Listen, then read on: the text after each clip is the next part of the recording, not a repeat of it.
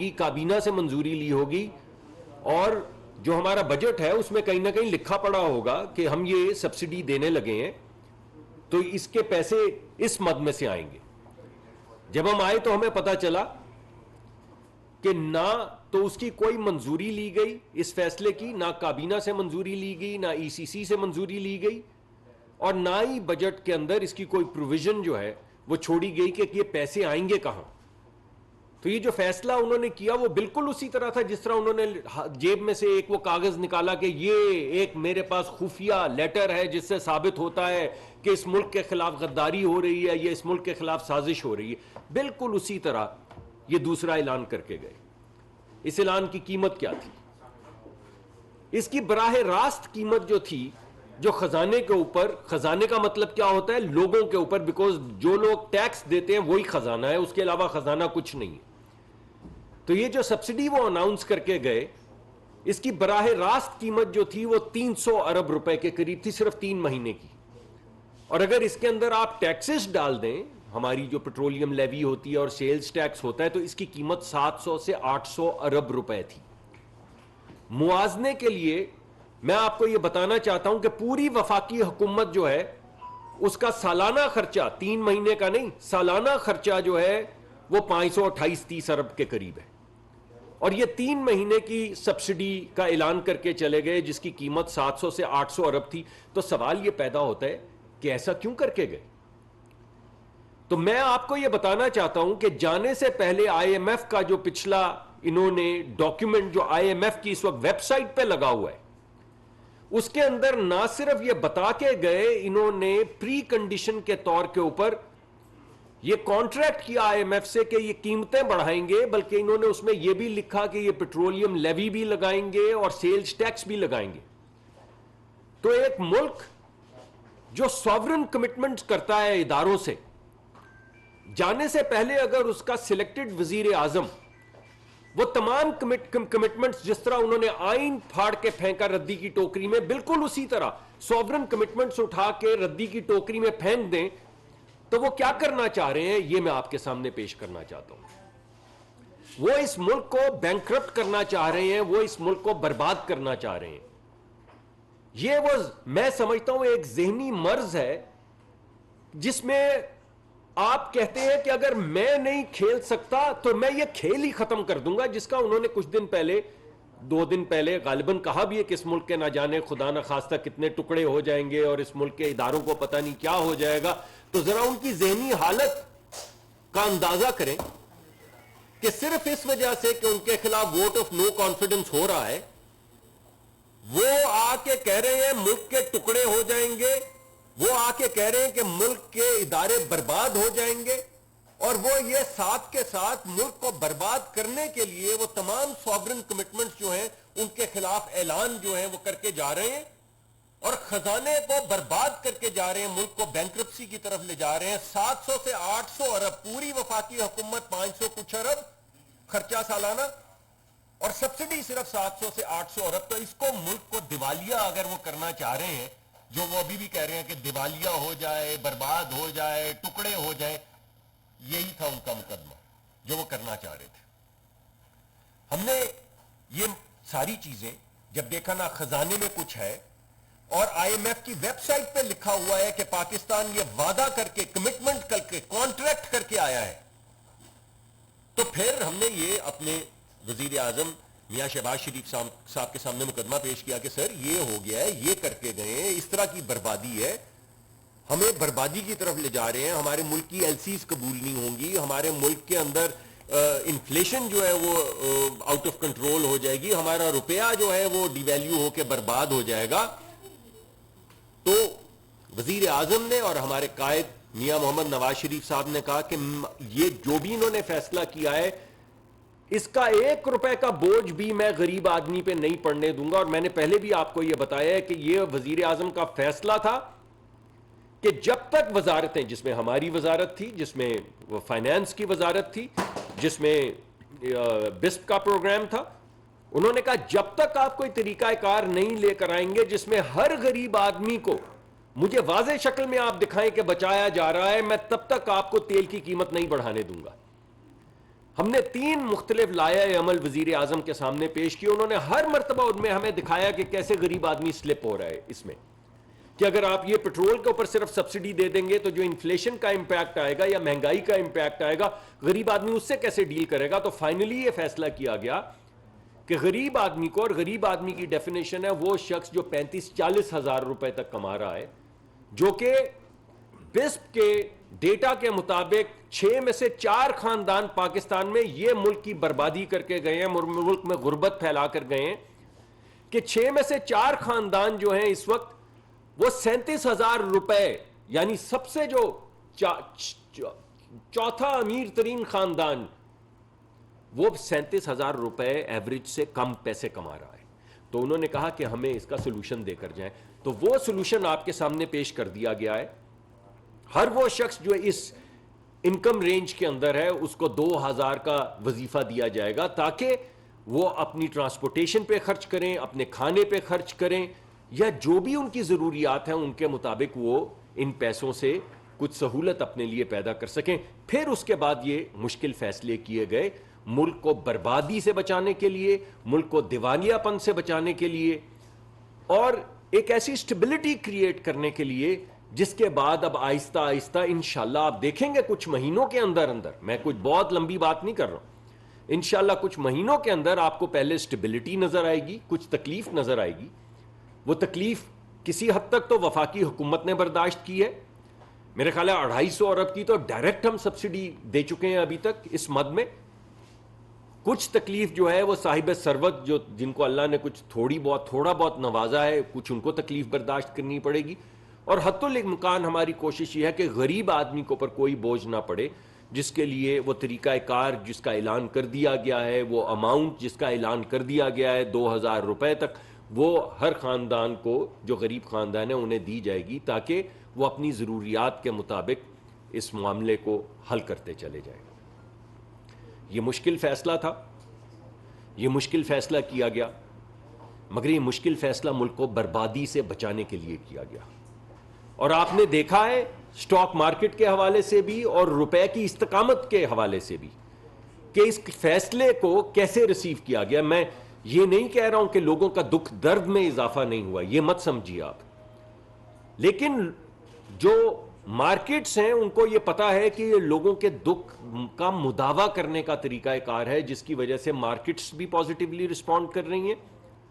اور روپیہ بھی آپ نے دیکھا ہے کہ اس میں تھوڑی قدرے استقامت آ رہی ہے اور اس کی قیمت جو ہے وہ بڑھ رہی ہے, اور ڈالر کی قیمت جو ہے وہ گر رہی ہے. تو انشاءاللہ مجھے یہ قوی یقین ہے کہ وہ بربادی, میں ویسے اس طرح کے الفاظ نہیں استعمال کرتا, مگر خدا شاہد ہے کہ اگر آپ وہ تمام کاغذات پڑھیں اور وہ اعلانات سنیں جو وزیر اعظم کر کے گئے ہیں, تو یہی چاہتا ہے کہ میں کہوں اس سازش کے خلاف, جو ملک کے خلاف جس کا وہ اب برملا اظہار کر رہے ہیں, کبھی ٹکڑوں کی شکل میں, کبھی اداروں کی شکل میں, تو اس سازش سے ملک کو بچانے کے لیے یا ملک کو بربادی سے بچانے کے لیے یہ بہت مشکل فیصلہ کیا گیا ہے, مگر یہ بہت اہم فیصلہ تھا. اب اس کے بعد ملک میں استقامت آئے گی, روپے کی قیمت بہتر ہوگی, مارکیٹس جو ہیں ان میں آپ اٹھان دیکھیں گے, اور انشاءاللہ آہستہ آہستہ اگلے کچھ مہینے کی استقامت کے بعد پھر ہم دوبارہ سے وہی منزل جو ہمیشہ جس کی جانب آپ کو پی ایم ایل این لے کر جاتی. پی ایم ایل این کا مطلب کیا ہے؟ پی ایم ایل این کا مطلب ہے ترقی, پی ایم ایل این کا مطلب ہے 11-12 ہزار میگا واٹ بجلی, پی ایم ایل این کا مطلب ہے کہ وہ کام جو 3 حکومتیں 10 سال میں نہ کر سکیں. شاہد خاقان عباسی صاحب بیٹھے ہوئے ہیں, انہوں نے 10 مہینے میں 1.2 بلین کیوبک فٹ کے ری گیسیفیکیشن کے ٹرمینل لگا دیے. یہ ہے پی ایم ایل این, اور یہی رہے گی پی ایم ایل این. سڑکوں کے بھی جال بچھیں گے, لوگوں کو نوکریاں بھی ملیں گی, غربت میں کمی بھی آئے گی, انفلیشن پہ بھی اللہ تعالیٰ کے کرم سے کنٹرول ہم کریں گے, اور ترقی کی راہ پہ آنے والے 3-4 مہینے کے اس استقامت کے سفر کے بعد ترقی کا سفر آپ کے سامنے آنا شروع ہو جائے گا. میں درخواست کروں گا. سر آپ چھوٹا سا سوال یہ ہے کہ جو پچھلی گورنمنٹ تھی انہوں نے پیٹرول 4 سالوں میں 113 سے 49 پر لائے, اور آپ لوگوں نے مہنگائی مارچ بھی کی ہے اور سب کے سامنے آپ کی اسٹیٹمنٹس بھی موجود ہیں. آپ 6 دنوں میں 60 دن کو کس طرح جسٹیفائی کریں گے؟ سادہ سا سوال. دیکھیں دنیا میں کوئی ملک نہیں ہے جو قیمت خرید سے کم پہ پیٹرول بیچتا ہو، اور پاکستان نے بھی نہیں بیچا۔ پاکستان نے پچھلی حکومت میں 30 روپے ماہانہ ایک لیوی تھی، فیڈرل لیوی، اور 17% سیلز ٹیکس تھا۔ آج نہ لیوی ہے نہ سیلز ٹیکس ہے۔ آج صرف جو قیمت خرید ہے وہ بھی پوری طرح عوام سے وصول نہیں کی جا رہی۔ یہ بات ذہن نشین ہونی چاہیے کہ آج جس قیمت پر حکومت پیٹرول انٹرنیشنل مارکیٹ سے خریدتی ہے اس سے کم پیسے پر عوام کو دے رہی ہے۔ اس کی وجوہات کیا ہیں؟ اس کی بنیادی وجہ آج جو دنیا میں کموڈیٹیز اور خاص طور پر تیل کی جو قیمت ہے، یہ بنیادی وجہ یہ ہے، اور دوسری وجہ جو روپے کی قدر میں کمی ہے ڈالر کے مقابلے میں۔ پیٹرول ڈالروں میں آتا ہے، جب روپیہ کمزور ہوگا اس کی قیمت میں اضافہ ہو جائے گا۔ اب اس کے اثرات کیا ہیں؟ اگر یہ بہت ہی مشکل فیصلہ تھا، ہم نے 3 ہفتے یہ اس بات کا جائزہ لیا کہ کیا ہم وہ فیصلہ جو پچھلی حکومت اپنے آخری دن کر گئی، جس نے مکمل طور پر جو ان کی کمٹمنٹس تھیں دنیا کے مالیاتی اداروں سے ان کی نفی کی، اور جس کا بوجھ آج ملک پر اتنا تھا کہ اگر یہ قیمت نہ بڑھائی جاتی آپ کی معیشت تباہ ہو جاتی،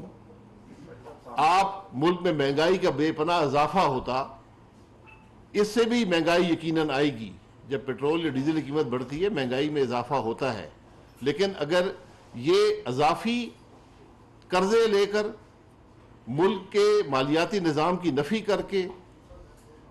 دنیا سے کے مالیاتی اداروں سے جو آپ کے معاہدے ہیں ان کی نفی کر کے اگر ہم اس قیمت کو اضافی قرضے لے کر برداشت کرتے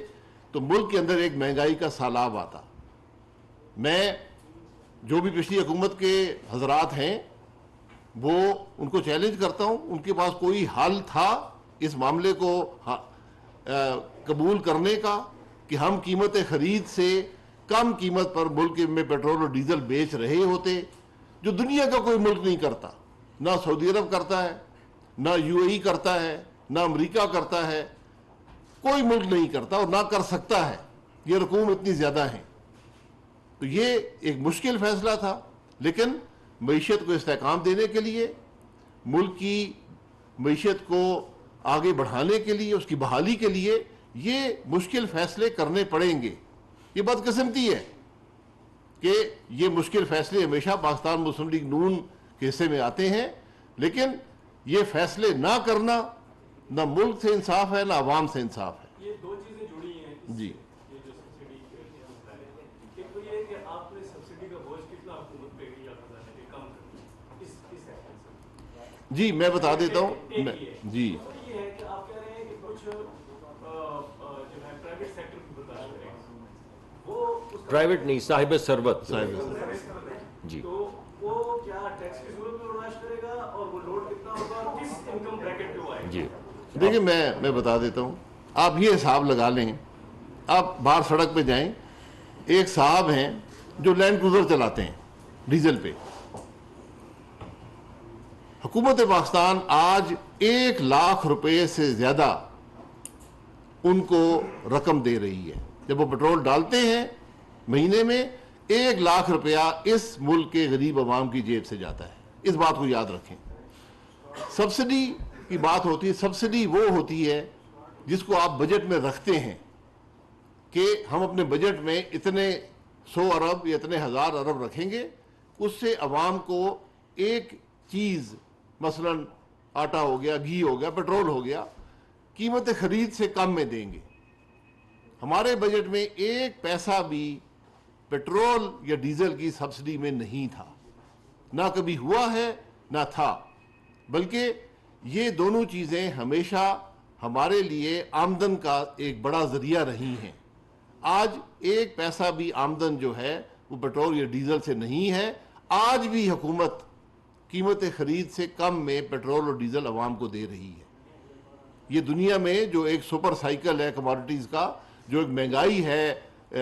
تاریخی اس وقت پیٹرول اور ڈیزل کی، اس کو برداشت ہمیں کرنا پڑے گا۔ اگر یہ سبسڈی یا اضافی جو بھی آپ اس کو قرضہ لے کر یہ قیمت کم رکھی جاتی مصنوعی طور پر، تو اس کے جو اثرات معیشت پر ہوتے وہ بڑے ہی گنہونے ہیں، بڑے ہی مشکل ہیں۔ جی میں آپ کا کیا ایک اور میں کتنی بچائی جی اور سبسڈی کتنی جی سب بتا دیتا ہوں۔ جو لوڈ شفٹ کرنا ہے آپ نے جی سیکٹر پر، وہ کس صورت میں کریں جی گے اور کس انکم بریکٹ جی کو اٹھائے گا؟ یہ ماہانہ 125 ارب روپیہ تک پہنچ گئی تھی جو حکومت پاکستان اضافی قرضے لے کر ادا کر رہی تھی، 125 ارب کے قریب۔ جو آپ کی آمدن میں کمی ہوئی ہے وہ بھی تقریباً 100 ارب کے قریب ہے۔ یہ حساب جو ابھی ڈاکٹر صاحب نے بھی آپ کو بتایا، یہ اگر 200 ارب کے حساب سے بھی ماہانہ لگائیں، یہ سال کا 2500 ارب بن جاتا ہے۔ پاکستان کی پوری وفاقی حکومت 520 ارب پہ چلتی ہے، ہمارے پوری دفاعی اخراجات جو ہیں وہ 1700 ارب کے ہیں۔ یہ بات 2500 ارب تک جا پہنچتی ہے۔ یہ